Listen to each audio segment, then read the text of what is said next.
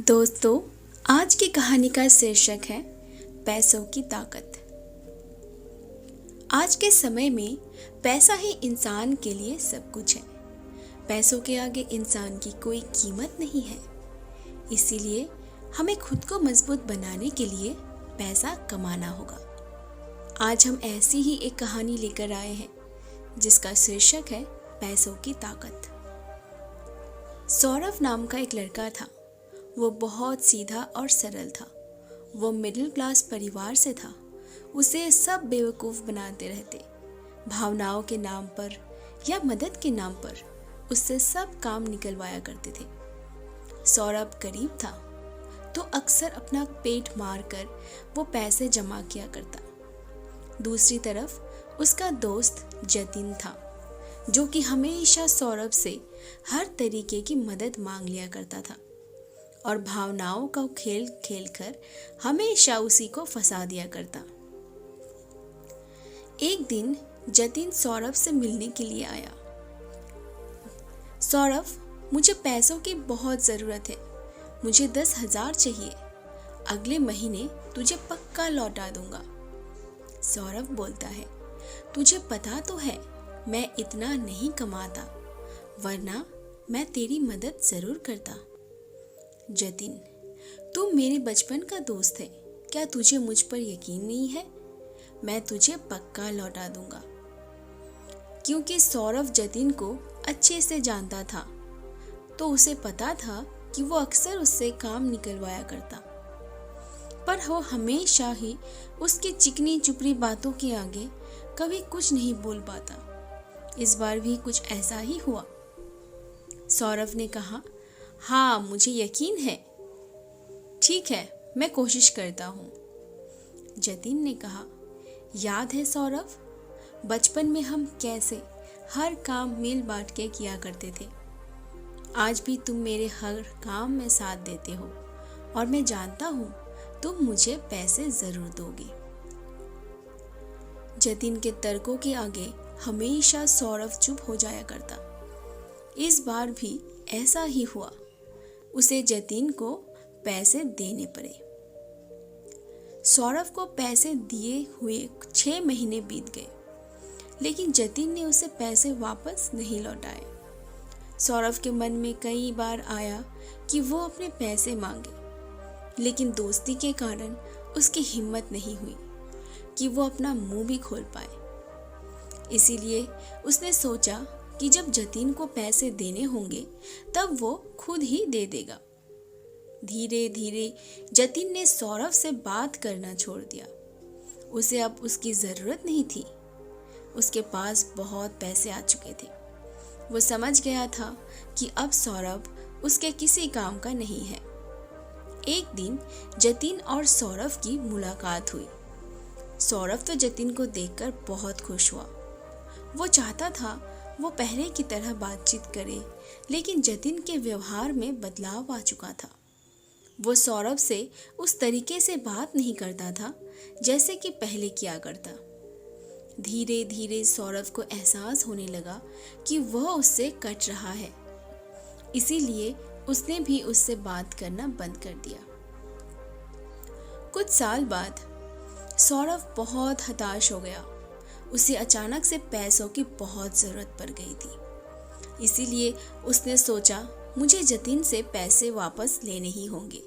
वो जतिन से मिलने के लिए गया। सौरभ, जतिन कैसे हो?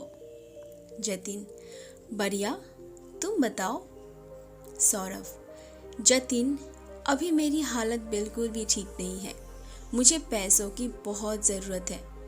क्या तुम मुझे 10,000 लौटा सकते हो? ये सब सुनते ही उसका चेहरा उतर गया। जतिन बोला, हाँ, क्यों नहीं लौटाता हूँ? लौटाता हूँ। सौरभ बोला, मुझे कल ही पैसे चाहिए, बहुत ज़रूरत है।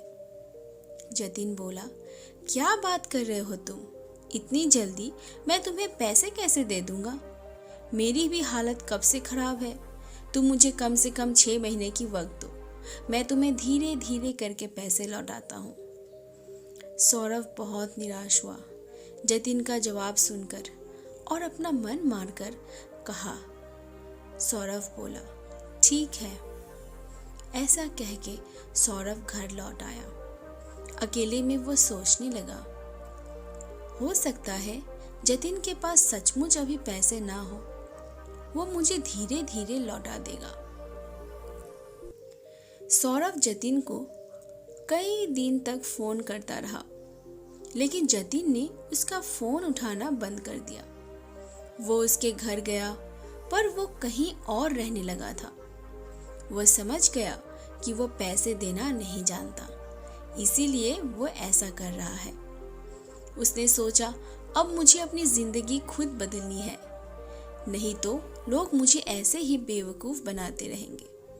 धीरे धीरे उसने खुद पर काम करना शुरू किया। उसने अपनी नौकरी छोड़कर खुद का बिजनेस करने का सोचा। उसे ये काम करते हुए बहुत डर लग रहा था, लेकिन उसे खुद को बदलना जो था, इसीलिए उसको ये जोखिम तो किसी भी हाल में उठाना था। बस उसने हिम्मत करके अपना काम शुरू किया। जितना वो लोगों से मिलता गया, उतना वो लोगों को जानता गया कि कौन उसको बेवकूफ़ बना रहा है या कौन सही में उसके साथ है।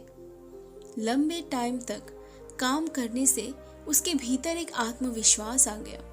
उसे खुद भी पता नहीं चला कि धीरे धीरे कैसे ये बदलाव आ गया। सौरभ अब एक बड़ी कंपनी का मालिक बन चुका था।